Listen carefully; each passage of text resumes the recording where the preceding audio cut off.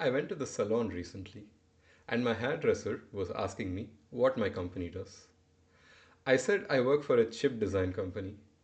But when she asked me where we make the chips, I had to explain how there is some other company that actually manufactures it for us and we just design it. I'm pretty sure she thinks it's not a real job.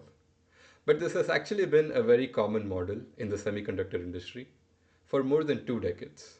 In the early days, if you worked for a chip design company, that company did almost everything from coming up with the idea to actually manufacturing it.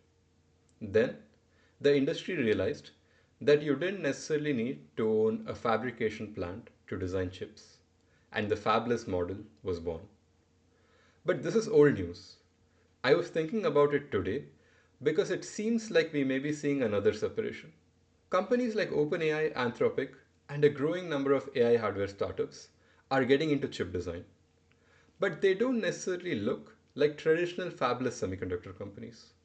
Instead, these companies are focused heavily on defining what the chip should do, the architecture, microarchitecture, and the software interface.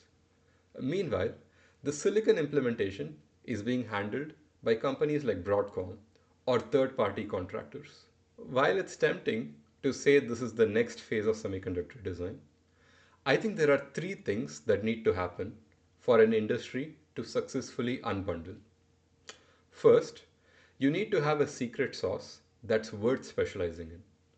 This is probably the strongest technical argument that supports this new generation of chip companies. If you specialize on specific workloads like AI, you can potentially build better hardware. Second, the economics have to make sense. If building a capability in house is expensive and a specialist can do it faster or cheaper, outsourcing becomes attractive.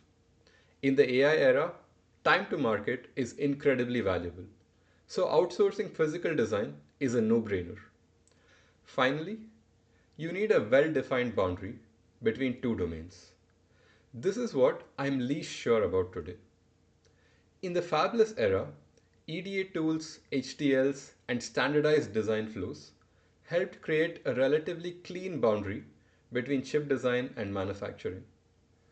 But the boundary between defining a chip and actually implementing it in silicon is much less clear. So I'm actually genuinely curious to see whether this is the beginning of another major business model change in the semiconductor industry, or if it's simply a temporary structure that's created by the AI boom.